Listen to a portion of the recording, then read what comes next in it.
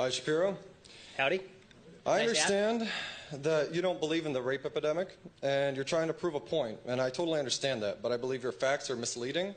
When I heard you say, correct me if I'm wrong, you said that there are 6 out of 1,000 I said the Bureau of Justice Statistics report from 1995 to 2002 reported that the rape rate on college campuses was 6 out of 1,000 women.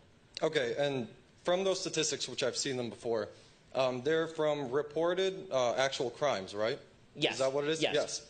Now, so it's possible, you're right, it's possible the statistics are higher because of unreported crimes, sure. Okay, well, you answered my question. But I will also add that I do not think that for every 6 crimes that were reported, there were 244 that were not. Right? So the idea that the statistics that are being cited, 1 out of 5 women is raped versus 6 out of 1,000, the idea that gap can be crossed simply by people who are not reporting rape, I think that's a large stretch. I'd have to see some statistical evidence to that effect. You basically answered my question. The reason I wanted to bring that up is I hope no one listened and believed just everything you said, because your number, 6 out of 1,000, it's like shocking. To some people, they hear 1 out of 5, and then all of a sudden it's 6 out of 1,000. That's a big gap. Well, it is a big gap, and as I say, even if the gap is not 6 out of 1,000, it is not 250 out of 1,000. Right? People are saying 200, 250 out of 1,000. So you're right. It's you know, in terms of women who are not reporting, but I have no way of actually categorizing that, and you don't have a statistic either. So you're going to have to give me a stat now. Right? I'm using a stat that actually exists. You're saying that stat comes up short. I'm acknowledging that there are limitations to that stat. But in order for you to get to there's a rape epidemic, I'm going to need to know what the actual stat is and how you got there. Okay. I don't got them, so thank you.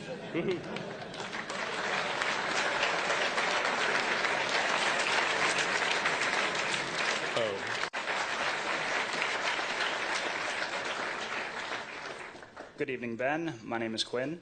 My question stems from attending Turning Point USA's Student Action Summit in West Palm Beach just a few weeks ago. Seeing you speak and seeing how attendees were excited about the United States moving the embassy to Jerusalem. While I do believe that the land rightfully belongs to the Jews, I do not think the moral obligation is sufficient reasoning to intervene in this conflict.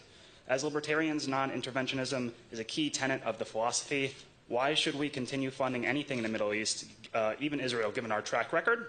And why is intervention on Judeo-Christian moral grounds permissible, although we have a separation of church and state? Okay, so it's not intervention on the basis of Judeo-Christian morality per se, meaning if it were just on the basis of Judeo-Christian morality, then we would not be giving aid to any of the other countries in the Middle East, for example. We give aid to Saudi Arabia, we give aid to Egypt, we give aid to Jordan, we give aid to the Palestinians, some $300 to $400 million a year. By the way, I'd be much happier if we just cut off all aid. I mean, I think there's a strong case to be made, the Rand Paul case, that you just don't give foreign aid, period. But if you do give foreign aid, then the idea is that it's supposed to be in our national interest. Then the question becomes, is it in our national interest to be involved in the Middle East? And this is a question I think that was decided relatively conclusively on September 11th. Right? I mean, the idea that we can sort of retreat from the world and that we can just intervene in sort of policing actions, as the Clinton administration did, came home on 9/11, and 3,000 Americans died because of that. So the idea that a powerful America in the world is unnecessary, that we can retract within our own borders and that there won't be some enemy that comes and fills the space. By the way, that does have impact on commerce. That does have impact on our economics. It does have impact on how people live. Now, my view is sort of the view of the Founding Fathers, which is that we ought not be entangled in permanent alliances. We should always be looking to what is in our interest. But one of the things that defines our interest is the fact that we are a good country, right? We are great because we are good is the idea that if we were to be a completely amoral country, then we would not be worth standing for. Right? We should be, to the best of our ability, balancing moral obligations that we have as the leader of the world, in which capacity we've liberated Europe twice, and in which capacity we've liberated the people of the Soviet Union, and in which capacity we have liberated the people of South Korea. You know, all of those things are great goods. I think it's one of the reasons why the United States is the beacon of the world and why it's something worth defending, not just on power grounds. So, but on a realism level, if we don't make more allies, then we have more enemies. If we don't back our allies, then those allies are likely to suffer catastrophic defeat. If we don't side with the countries that side with us, then we are likely to see those countries side with somebody else, and that puts us in a negative international position with regard to issues that a lot of libertarians do care more about than defense, things like trade, economics, and even culture. Thank you.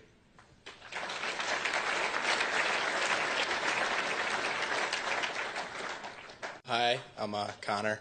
I was just wondering, I agree with you that like biologically a man is a man and a woman is a woman. I was just wondering what you see the detriment of society, like why we can't like let a transgender like woman be called she or something. Because it is a lie. I Lies are agree. detrimental to society. So I think there are a couple of reasons. So yeah, sorry, you let him finish the question. That's fine. No, I'm just wondering, what do you see? I understand it's lying. Like I was taught not to lie. I just don't understand what is so wrong about that specific lie. Well, I mean, as opposed to other lies, I'm not sure there is anything wrong. I mean, I don't like all of them. But as far as that specific lie, I think that one of the problems that we have is this determination that men can become women and women can become men undermines some barriers between men and women that I think are useful and good, particularly in children. So if I have to teach my 3.5-year-old, right, she's almost 4, if I teach my almost 4-year-old girl that she can become a boy, then I think that is not only lying to her, I think it's confusing her, and I think it's damaging to her psyche. One of the premises of the transgender movement is that human minds are completely non-malleable. That oddly enough, men are not men and women are not women, but if you are transgender, that is unchangeable, and that especially among children, if a 3 or 4-year-old has certain feelings, those feelings have to be taken completely seriously. We can't fight against them. We can't suggest that the kid will grow out of it. Instead, we have to say that this kid is inherently transgender. I can tell you, having kids are incredibly malleable. Kids are easily confused. And saying to a child, which is what the transgender movement would like to do, I mean, they're having drag shows in kindergarten now in some areas. When you do that, when you confuse kids about gender, you're doing the kids no favors. You're doing them or you could be doing significant damage to kids. Kids should not be confused about their biology. Kids should not be confused about their gender. And let's put it this way, just from a certain statistical standpoint, if it is true that the transgender suicide attempt rate is 40% over the lifetime, and if I am right, then more kids will be confused about gender, which, by the way, you do see. You've seen an uptick in transgender surgery in Europe. You've seen a greater identification as transgender overall. In places like Europe, malleable rates of transgenderism in Europe. If that's the case, then you are raising the suicide rates, presumably, if there's an association, between for young people who are now confused about gender. So I'm not in the mood for countenancing lies about what men and women are, specifically when I think that there is a goal of redefining a key term for the entire society. That's fair. I was just wondering. Yeah. I just disagree there. That's all, yeah. Yeah. My name is Carmi, huge fan. I'm originally from LA too. Moved in 2012. Why would you move to this weather, dude? Well, my dad's a rabbi, so he moved. Oh, okay. Fair enough. So do you think the GOP rigs election with gerrymandering and voter ID laws? And specifically with Roy Moore, the Roy Moore election, 97% of black people voted for Doug Jones. People say that they saved the election. Well, I mean, so as far as voter ID, I do not think that voter ID is discriminatory. If I have to show an ID to buy an alcohol, it seems to me that I should have to show ID in order to vote. This does not seem like a huge burden on me. I mean, voting seems to me a significantly more important decision than what type of beer I get or whether I have to buy a crappy Zima. As far as gerrymandering, the truth is that gerrymandering, there are only two ways to do districting, right? Way one is that you have some sort of quasi-impartial board that actually draws the districts. The problem is these boards are rarely impartial, and historically those boards have been biased to one side or another, and so gerrymandering has been the way that we've done politics in the United States for 300 years at this point, or at least 250 years. So the idea that that is something out of bounds or crazy is sort of ridiculous, especially because the argument seems to be that once Republicans enter power, then they can gerrymander the districts so Democrats never get elected again. Okay, literally 2 years ago, the Democrats had the presidency, and in 2009, right, I'm old enough to remember this, in 2009 the Democrats ran everything, and Republicans were never going to win again.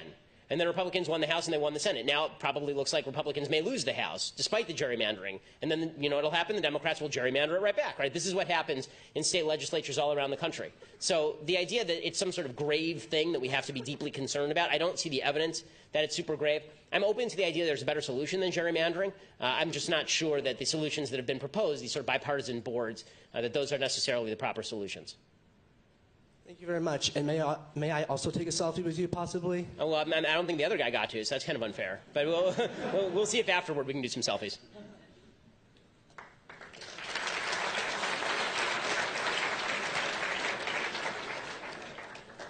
Hi, Ben. Thanks for coming. A common criticism liberals, or particularly progressives, often levy at conservatives is the absence of compassion, so to speak, in the formation of our policies. Especially under Trump. So what is your position on if compassion over logic perhaps or empathy is whatever stupid. balance. So, I mean, not to put too fine a point on it, empathy is dumb. The reason I say this is not because I don't have empathy for people. It's because you should not make policy based on who you care most about. If I did, I would take all of your money and give it to my kids. I like them better than I like you.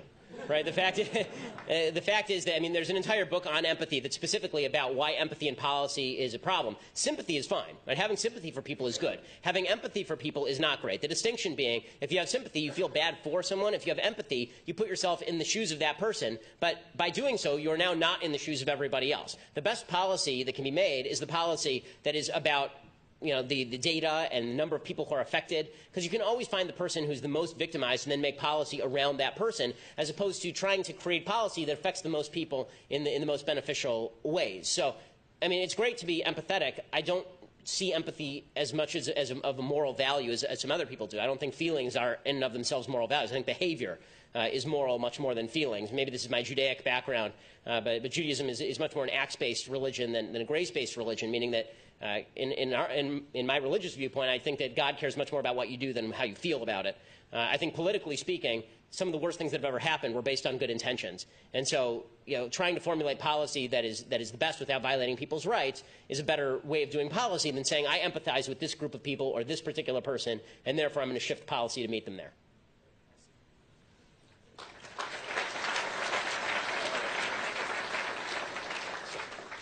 Good evening, Mr. Shapiro. My name is Josh. It's a pleasure to meet you. So, political polarization in America is an increasing problem as the years go by. My questions kind of tie into each other. The first one is, what do you believe is the root cause of this problem? And the second is, how would you go about fixing that? Great question. So, I'm excited about this because I'm writing an entire book on it right now. So, I think that the root cause of the political divisions in American society and Western civilization more broadly is that there is a telos-shaped hole in our heart that is now being filled with tribalism. So that's a very complicated way of saying that. Telos means purpose for those who are not philosophy students. In the Aristotelian and Platonic view, the way that you derive your value as a human being is by acting in accordance with nature's law, essentially. That if you look at the universe, what you see is that man is a creature of reason. If you act in accordance with that reason, then you are acting in accordance with your purpose. And there's a whole set of virtues that you have to cultivate in order to act best in accordance with your identity as a reasoned person. And Aristotle recommends these. Judeo-Christian values seem to mirror these pretty strongly, which is why for basically the entire medieval scholastic period, there was a great identity between Aristotelian thought and Judeo-Christian values. And that carried forward all the way through most of the Enlightenment, actually, despite some pushback to the contrary. The American founding was based on this essential idea that every right has a corresponding duty, that you have a purpose in the universe that is laid forth on a religious level by your religious community, by the Bible, and on a reasonable level by a universe that requires certain things of you under natural law, right? This is what the founders talked about when they talked about natural law. I think all of that's been lost. I think it's been systematically undermined by 200 years of philosophy that says that God does not exist, the Bible is a fraud, that you cannot get to ought from is. Right, the David Hume distinction that just because the universe is a certain way doesn't mean that's how you ought to be. And once you do that, and you say to everybody, make your own purpose, it turns out people are not good at making their own purpose. When people try to make their own purpose, they end up usually at hedonism or at self-interest or at the triumph of the will, or at the idea that if we shape together as a community, then we can create utopia together. And you've seen all of those things happen in the 20th century. I think now the most common area in which people are finding fulfillment is tribalism. Because our sense of community has broken down so much because religious communities have declined, people don't see each other as neighbors or friends anymore. We look at the United States and we don't see a set of common principles that we all hold to. I mean, this is a perfect example tonight. We need probably dozens of security members just for me to talk. We don't have the same set of values anymore.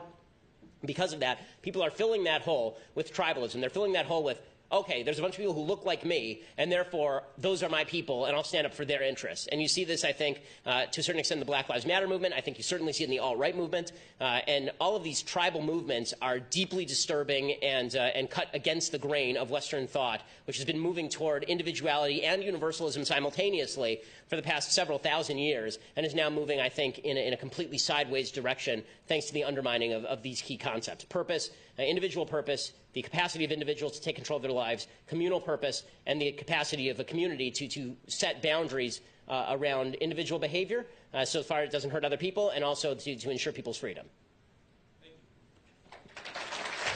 And my name is Martin. Hey, nice to meet you. Nice to meet you as well.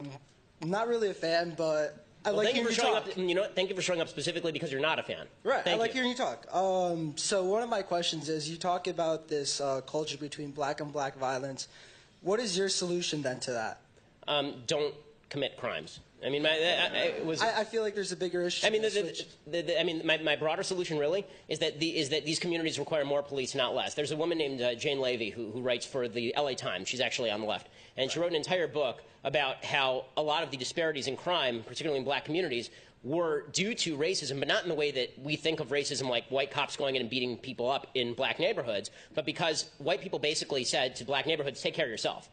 Right? And if there's high violence in your areas, then you take care of it yourself. Well, that leads to higher tribal levels of violence in any society, right? Whenever there's not an enforcement mechanism in place to actually stop crime, then the crime rates go up. And in fact, you know, the broken windows theory in New York City has saved an enormous number of black lives because the police were actually present and active. You need more active, present police hunting down people who kill other people.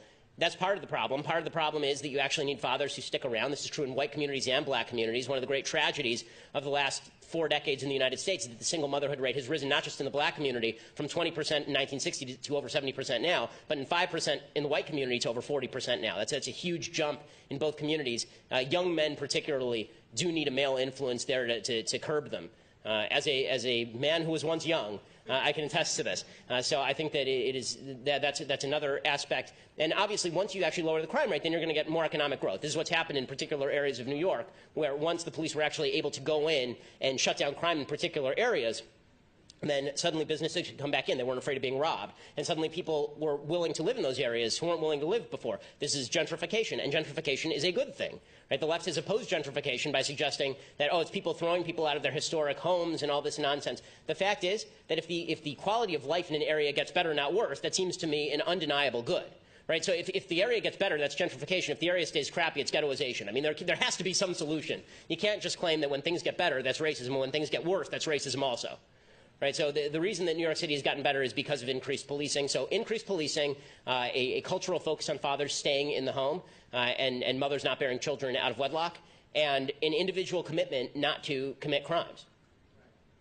So just following up real quick after that, so would you say the solution then is to improve education in that sense, teaching these people early on to stop doing these things? I mean, I honestly don't think that the quality of the educational system is heavily connected to crime. Just because I don't think that schools are the folks who teach people not to kill each other. I think that's usually your parents.